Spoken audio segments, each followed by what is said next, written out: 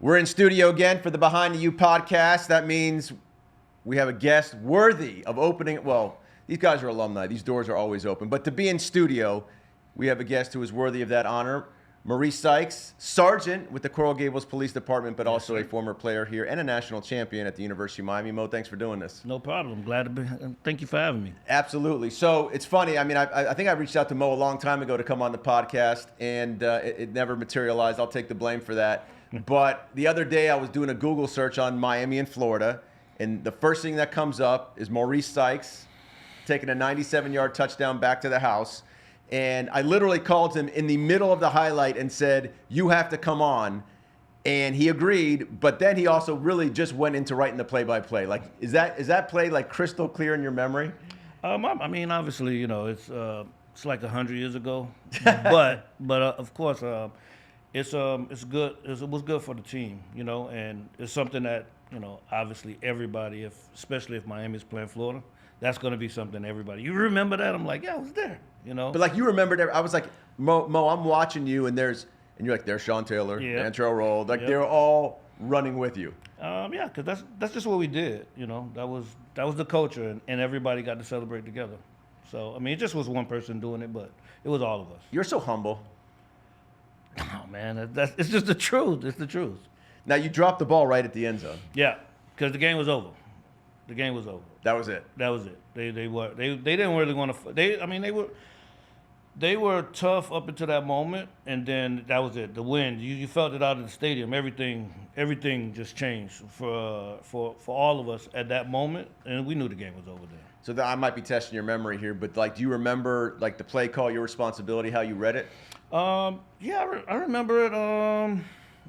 We were like in man, but the tight end didn't do anything. He just came off the line slow, so he wasn't a read. So I just watched Rex, and then Rex led me to the ball. And you hope not to. It was a bobble. I think it was a bobble. It was double catch, man. right? I could barely lift up my arm. Early in the game. No, early in the game, just being, you know, not wrapping up and tried to hit Ernest Graham with my shoulder, and he won. And then that for the rest of that game, I really couldn't even lift up my arm. But you know, it was at that moment we had to make a play, and that's every play in that drive, because that was a long drive that they had. Every play, somebody was saying it different. Hey, we got to make a play. Somebody got to make a play. Somebody got to make a play. We got to get off the field. And it just so happened that was my turn. So that's it. That's all it was. I was going to ask you what's it like to play in the swamp, but I think I'm going to phrase it this way: what's it like to walk out of the swamp with a W? You know, it's so crazy because I saw something on ESPN the other day, like the loudest, you know, craziest stadium is whiteout at Penn State, and I was like, man, I don't remember it that way. Like I just don't remember. You were there in 01, right? Yeah, I don't remember being so crazy. At the swamp, you know, I've heard stories about, you know, it's so crazy and the stadium shake and stuff like that. For most of the game, I mean, I play defense, so the offense is on. It's not loud, but it really wasn't. You know, it wasn't intimidating. And you know, I thought Tennessee was a. Well, that's like back then. That was 100 plus. That right? that was a good stadium. You know, all for 5 minutes. But then after that, it wasn't. Well, you played at a good time to shut people up. Yeah, we had a great team. We had a great team. You did have a great team. So I think you got the Gator 3 times, right? No. Yeah, we did actually. Yeah, Sugar Bowl. We played them. Then 02 in Gainesville. 02, and then we played them down here. Yeah. Yeah, we got them 3 times. We never lost in the state of Florida to any of the. I was going to say, is there a difference between the Gator and the Florida State in terms of how you guys perceived them? Yeah, I mean, you don't respect Florida. No respect. They never wanted to play us. You know, Florida State was like our little brother. You know, because they would play us at least. Right. But Florida was like a cousin. Like they don't really want to play you. They don't really want to come to your house. So you know, it wasn't a real respect. Now Florida State was the big brother until 2000. They had their run, you know. Right. If you go back through the entire history of it, it's usually one team gets really hot and they go on the run, and those games are always competitive. You know, every once in a while, you know, a couple of years ago was a blowout in their favor. A few years before that, it was a blowout in our favor. Those types of things are few and far between, because even the teams that I played on, and we never lost to them, by the way. But the teams that I played on, you know, even with our teams honestly just being better, those still was dog fights. Those Well, the guys, 2000 game, I think, was not only a dogfight, and it was kind of like right. right. It was also like, I think, the change of direction It for the did. program under Butch. But I also remember that day. It was a noon game in the Orange was so Bowl. hot. It was blazing. It was hot. It was hot. That was your redshirt freshman year, right? So did you play in that game? Yeah, I played. I played mostly special teams that game. I didn't get in on defense. I would think back my senior year, no, my junior year when we played them here, which was why I left. I think it was why I left. Man, it was so hot. I had to take IVs at halftime just to be able to I heard of it in go. 2000. I heard Dorsey was in the hospital after with IVs. Yeah, I man, mean, I heard a bunch of guys were just. It was because the Orange Bowl used to suck you to suck the air out. It's nothing but the heat is blazing, and you really test your Manhood, your toughness. manhood, your toughness, your endurance, all of the stuff that you did in the summer. It came out in those games because, man, it wasn't nothing but heat and somebody who wanted to take something from you on the other side. So what do you fight. remember how you guys felt after that game? After the 2000 game, it was like getting over a hump, because It was tangible, right? Yeah, you To could make see that it. next move. Because we had lost to Washington early in the Correct. season. So, obviously when we lost to Washington, it was a big letdown because everybody's feeling like, man, here we go again. But then, I remember Butch, kind of telling everybody not to speak on the way back from Washington on the plane. And we didn't. And we got, some stuff that wouldn't be able to happen now for those next couple of weeks. And that changed how we was going to be. When you say some stuff, meaning like how you practice? How we practiced, how we practiced on top of practicing, the film study, the buy-in. The buy-in was there. There was hunger. Yeah, now it turned into, okay, we're not losing again. No more. This is it. Yeah, that's it. That's Right. it. That's it. We played around with Washington, and they, I mean, obviously they were a great team. So it wasn't And it was like, there. Yeah, it was there, but we should have beat them.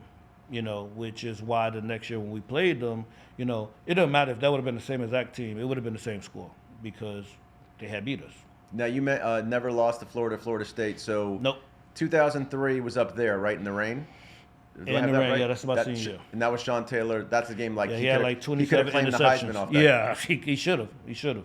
How were so from as someone who played that position, being on the field and watching it after, how would you describe that performance? When you see it from a novice standpoint, you say it's a great performance, but really it's not because he dropped like 4 or 5 picks. And he recovered a fumble on the punt block. I mean, Sean was an exceptional talent. I don't think that I would be saying anything different than what anybody else has said or that knows about him.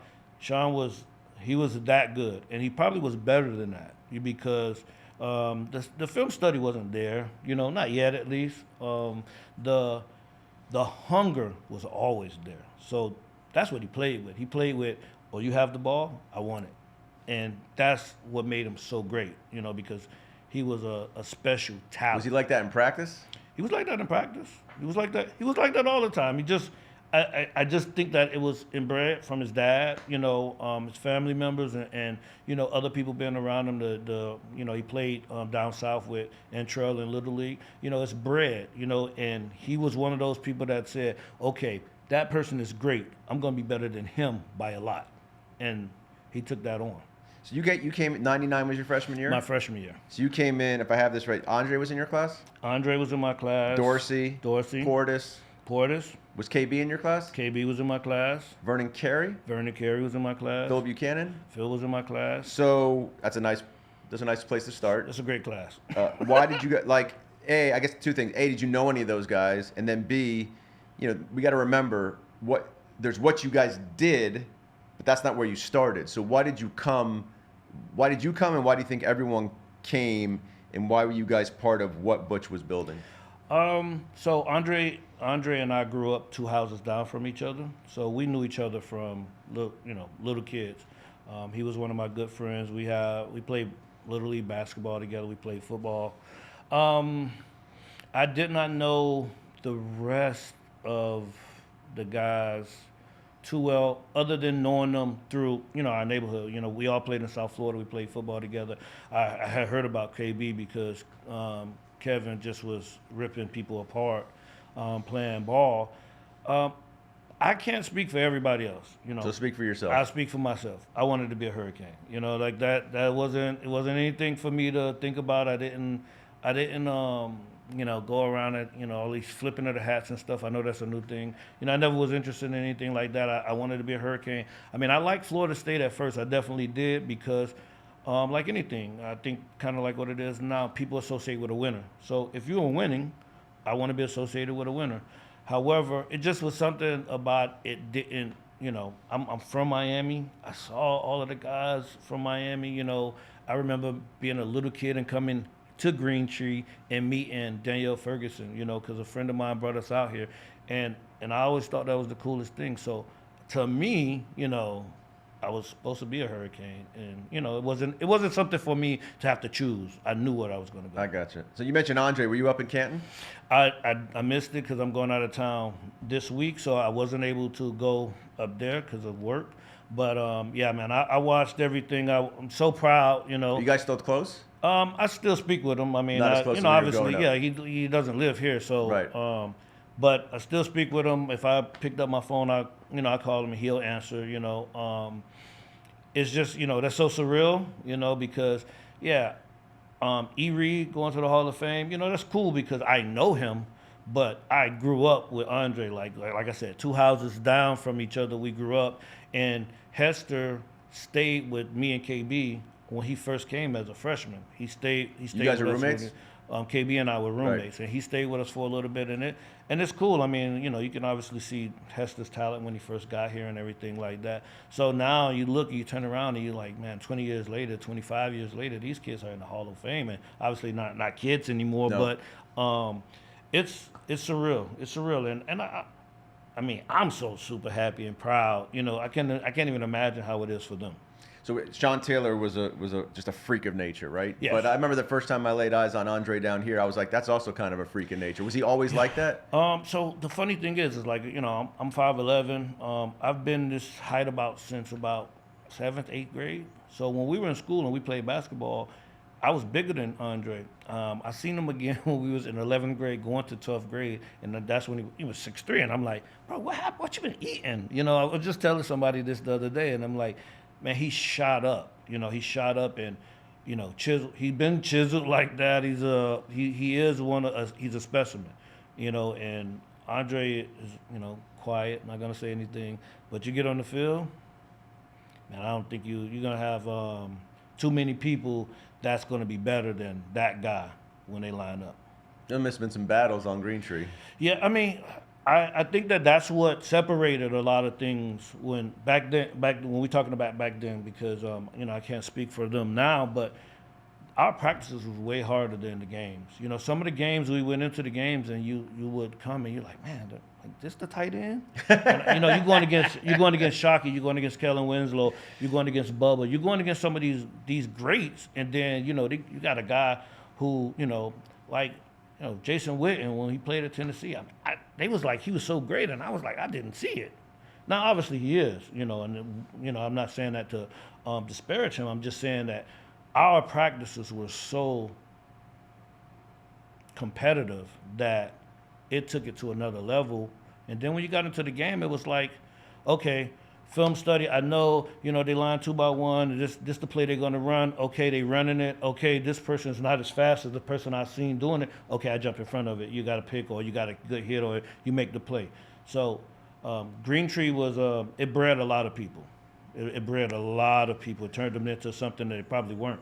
Have you been out to any practices recently? I was here yesterday. I think I saw you yesterday from the corner of my eye. The reason why I ask is I think we're getting closer to that point. I think the team looks as close to what that has been. I'm not saying it's there, but it's as close as it's been in a long time. And I think the thing that gets overlooked in accumulating talent is not just the production you get, but Jalen Rivers mentioned it. He's like, every rep I go is against somebody good. And I think what people lose sight of is what you just said is the competitive excellence you get out of practice when you have a roster that is both talented and deep. 100%. The one thing that I'll say that I've noticed just right away, the size of the team. You know, because 100%. Before, you know, and whatever, I'm not going to blame anybody or say anything. They just didn't look like college team, and it's okay to have an undersized guy here or there. But, I look out there and, I had to move because the linemen were in front of me and I couldn't see over them. And I'm short, but I'm not that short. As before, I wouldn't have had to do it. I could stay right where I was and I can watch. They look more like a team that's built to fight. Like we're gonna fight. You want to fight? Okay, we can fight. Like you want to line up and it's 3rd and 2. I'm gonna get 2 yards. No matter what, I'm getting 2 yards. That's what they look like now. As compared to it's 3rd and 2. Maybe they would have passed passed the ball in the past. But the other thing too is what you alluded to, which is how much better you get in practice when you have to compete against that kind of those kind of people on every rep. Every rep. You're not gonna, you're not looking down the line when you're doing one-on-ones and saying, okay, I'm gonna pick that guy because that guy, that was Andre Johnson. Yeah, that was Andre Johnson. You're looking down and you're like, oh my God. So you either pick Santana Moss, Reggie Wayne, Daryl Johnson, Andre King, or then you got Andre Johnson, then you got KB. We had Anthony Johnson. Like we had guys that were ready to go at any time that you could have plugged and played because also they had a great coach, CJ, who got everybody prepared. So now, who are you looking down there to go against to say, oh, I have an easy rep? There is no easy rep. And that made, in essence, everybody else better because whoever you went against were probably the best or one of the best at their position. I know KB was good here, but how good was he in high school or what you heard? Oh, no. KB was, he was crazy in high school. High school, it was, he had the quarterback, I think his name was Ryan Schneider. Yeah, the one at UCF. Man, them two, I remember the run that they went on to go to state, or they played Northwestern in the Final Four game. And, man, I think that game probably rivaled some college games with, attendance. And KB, they lost, but, KB showed that he belonged. He obviously belonged. He was like the, number 1 or 2 or 3, somewhere around there, receiver in the nation. KB was really, really good. And then like now we don't get the, you don't get to bask in that because now we think about, the kid that just went to Ohio State, he's the best ever. And it's like, well, he's the best ever right now, but I can show you some people that was probably better than him. But we, our world is always about right now. 03 Orange Bowl Gators. Devin takes the opening kickoff, right? Yes. Were you on kick return coverage or no? No. I was on the sideline. You played a lot of special teams, yes? Yeah, no, I played special teams. Everybody played special teams. Everybody played special teams. Right? Yeah. Nobody got away from special teams. That's what made our special teams good.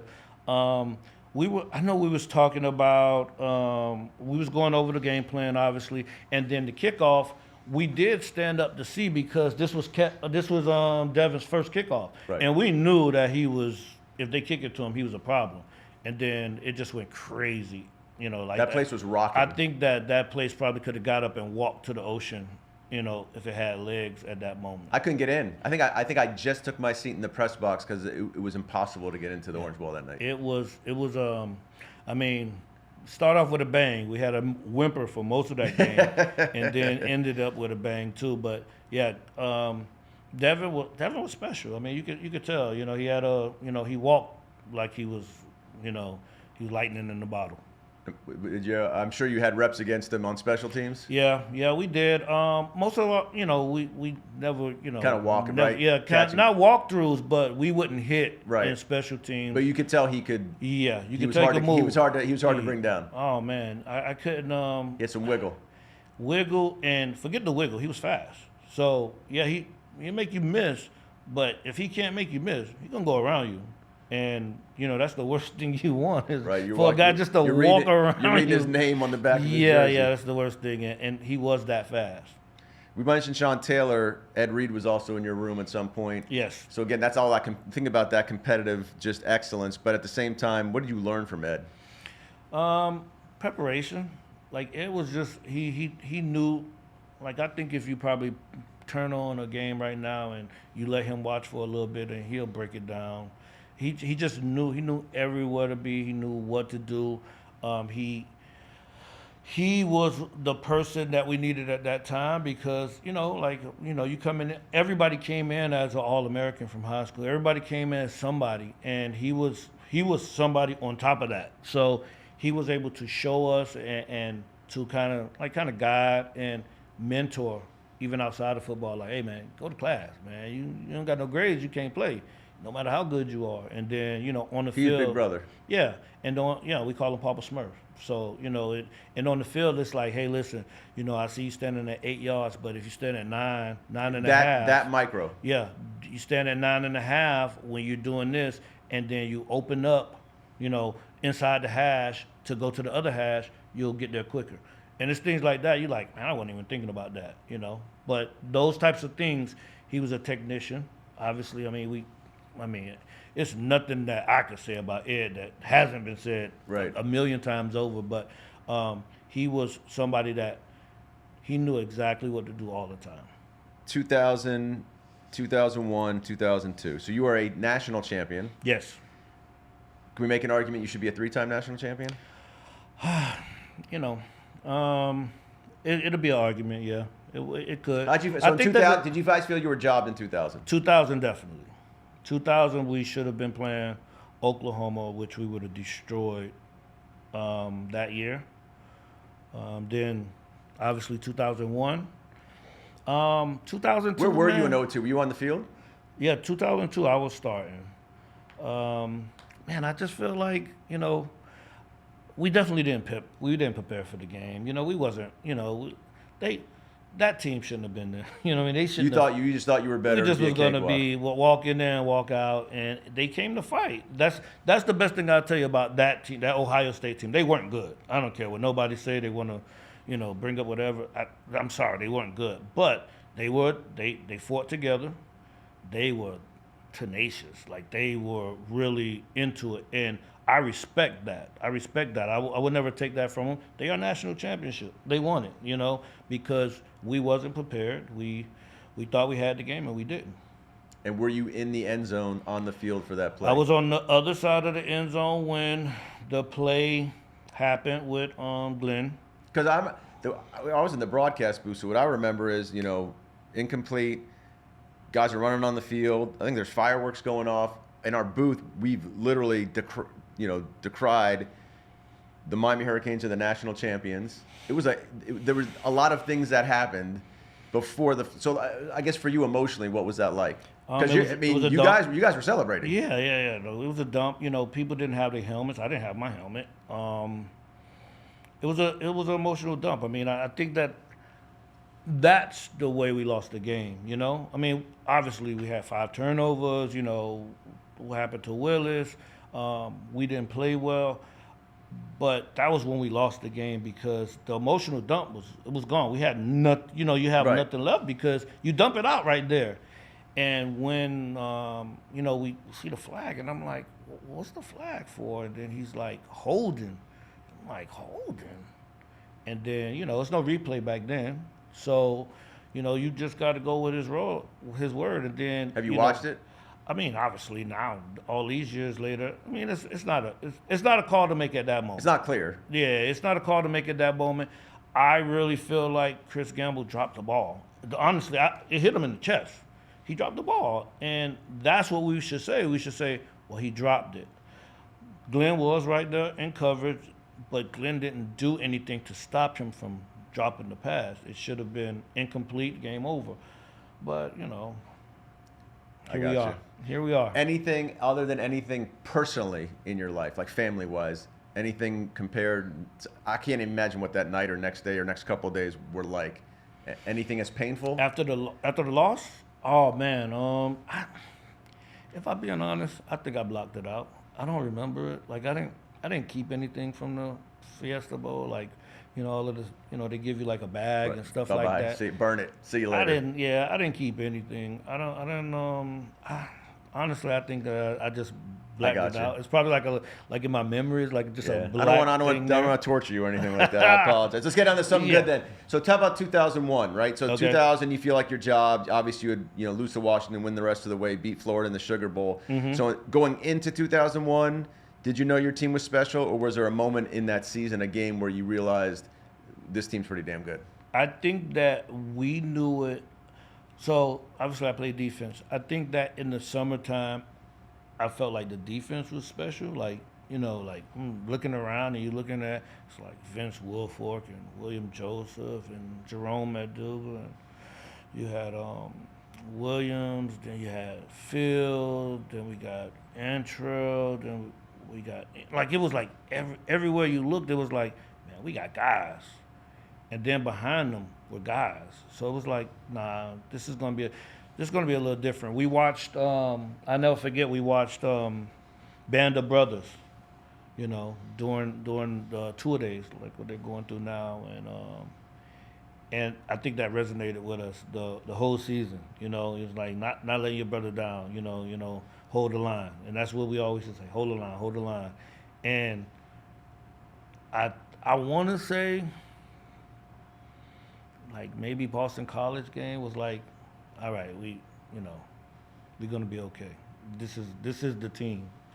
But I really want to say that it was in camp where guys were bonding, guys were helping guys. The team was so focused on, we can't leave it to it was BCS, I think, back then. Can't leave it to the BCS again. Because if you leave it to the BCS, we're going to get, left out again. And we didn't want that to happen.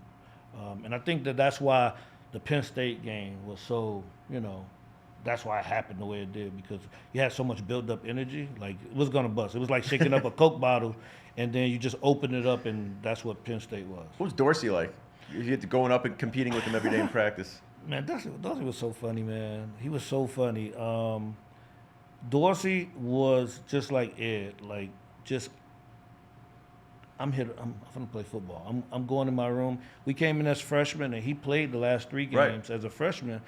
And he would just be studying all the time. I mean, we would be acting crazy. Andre and I were roommates, suite mates with Ken Dorsey and Jarrett. We were all together. Yeah. And we would be acting a complete, just crazy. And he would just be in there studying the place. We're like, man, we're going to go out. He's like, nope, I'm studying. And it showed. He was prepared, when his number got called. He was prepared. And I remember, because when you're a freshman and you come in and you got all of these meetings you have to go to and all of these people you have to meet, trustees and school members and all. And Dorsey just was like, man, I just want to play football. He just was so locked in, and that was pretty cool. And Dorsey became one of us because he was from California, and most of our class was from Florida or from South Florida. So a little different. That's a bit different. Right. That's a He's big from Northern difference. California. Yeah. So when he came in, he kind of was like, shell shocked, like most people get when they get around a bunch of people from Miami. And then after a while, he just, got right into the middle of it, and he, came one of our brothers. I heard he would bark. I heard he bark a little bit. Yeah, no. When Dorsey got pissed, he, there was more than a few times that Dorsey was like, hey, like, definitely in practice, like, hey, we messing around, ain't cutting it, and this not gonna be good enough. He was definitely the leader. He was one of our leaders, and not very much of a rah-rah guy, but he would get into it. He'd get into the thick of it. He wasn't gonna back down. So from your safety spot, you had a front row seat to Vilma, right? Yep. Were you on the field at the same time? I know Morgan was there with you, but you were on the field with Morgan or no? Man, I got a really cool story about Dan Morgan when I was a true freshman. This was '99. He was a badass. No, he was better than that. He was better than that. So we were practicing right here in the track, the middle of the track. And it was just one day we was having practice. We were in full pass to it. It was summer, so we getting ready, for the season. And I don't know where Ed was, and I don't know where Al was, but they wasn't practicing, or they had took a play, and they sent me in at safety. And I'm with, so he's in, so obviously the ones are in. So the play, man, I thought I knew the play. I ran, they were running the play to the left side, and I ran, and I was like right there about to make the play. They threw it backside to James Jackson. Now, mind you, Dan is next to me. He's right next to me. They threw it backside to James Jackson. He turned, he put his foot in the ground, and he caught him before he scored. I'm nowhere near. I'm watching. Like, I'm literally watching it. And I'm saying to myself, I'm like, man, did I go to the right school? Because Dan was a machine. Like, oh, man. Like, I really, obviously he's doing extremely well now, but I felt so bad when, the concussions kind of took over. But I know why he got them concussions, man, because he would knock you out.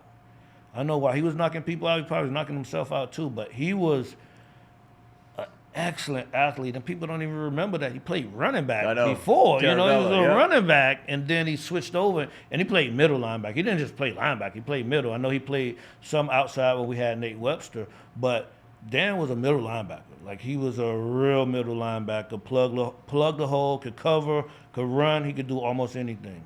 And so Vilma, because I feel like as a safety, you get that.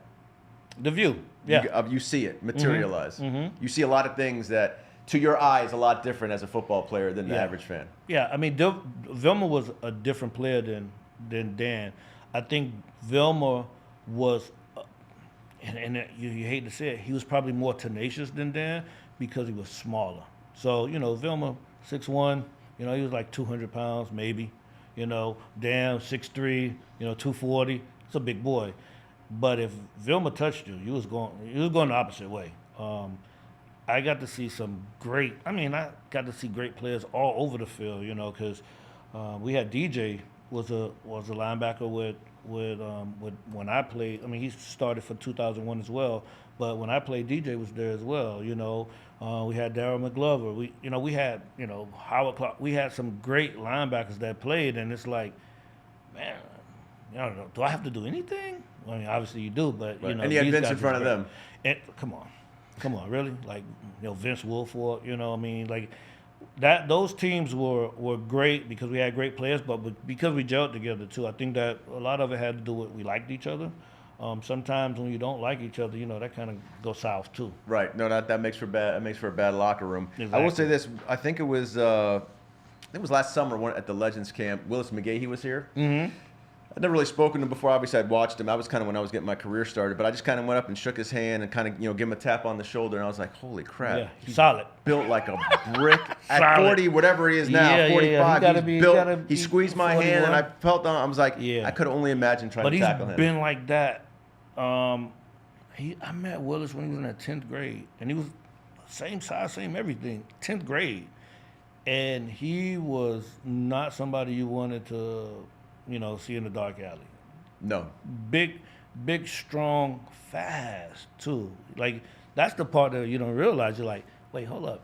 This man is, he can move. He can move. So, we could be here all day talking about some of these. So, it's only because, athletes. Like, at some point during practice, right, you and him in the open, I'm sure somewhere along the way you had to bring him down. Yeah, I mean, he a man, I'm a man, so I don't have a choice. And that's my job, so I'm going to do my job. But do I want to do that 10 times? No, I don't want to do it 10 times.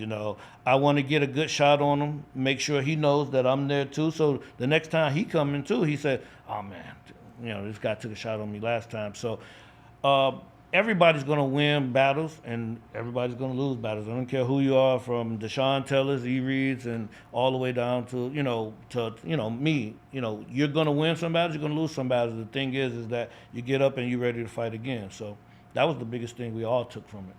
Are you still, like you said you were around at practice, is this still in your blood? No. I'm old, When you old, man, I was when we was watching practice, I'm like, man, was it this hot before? I mean, you're like, man, it's so hot out here. Yeah. Like, could I have a glass of water? And back then you didn't get as much water back then. It wasn't part of the routine. No. One of the I could say it because Butch, whatever. He can't do nothing to me. But it was like Butch was like, water's for cowards. That's what Butch would say. And it would be like, you didn't want to be the guy to go get water. Right. I was just talking about this the other day, how the whole mentality has switched from kind of like beating you down from the standpoint of creating toughness to now it's about peak performance. Yeah. It is. It's different. I think that some coaches have that the military aspect of it. Like you beat them down to bring them up, and you tear them all the way down to their almost nothing, and then now I start building you, and now you're my machine. Right. As opposed to, oh yeah, you're doing a good job, and you're really not, and that really doesn't do anything. But yeah, I'm sure everybody has stories about. I'm sure there were days it was hard to get out of bed.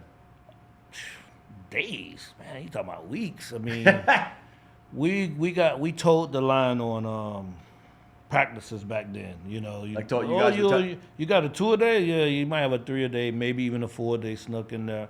But I think that the biggest. You guys ever be like, hey, bro, come on, let's ease up today? No, never. It was never. It wasn't an option. And plus, we didn't know anything different. You know, you didn't know anything different. We knew that what we wanted was on the other side of that wall. So we had to go through the wall. And I think that's what everybody wanted to do. I'm sure a lot of that was when you have that many good people, right, players that want that forges that excellence, right? Because there's no other option. You know, the steel sharpening the steel. You know, it's true, because if I see Sean get an interception, now I'm trying to make a play or get an interception or get a pass breakup or I want a big hit or something. If Antrell does something, then you got Kelly Jennings that's like, yeah, I have to do something too. Then you got Alfonso Marshall jumping in there and say, man, I got to do something too. It sharpens you. It makes you not want to be the butt of the jokes when we get into the film room. And plus, you want to get on the field. Yeah. And that's the only way you're going to get on the field, by making a play. Because if you don't make no play. Nobody signs up for this sport. That's what I tell my son. You want to be on the field. Yeah.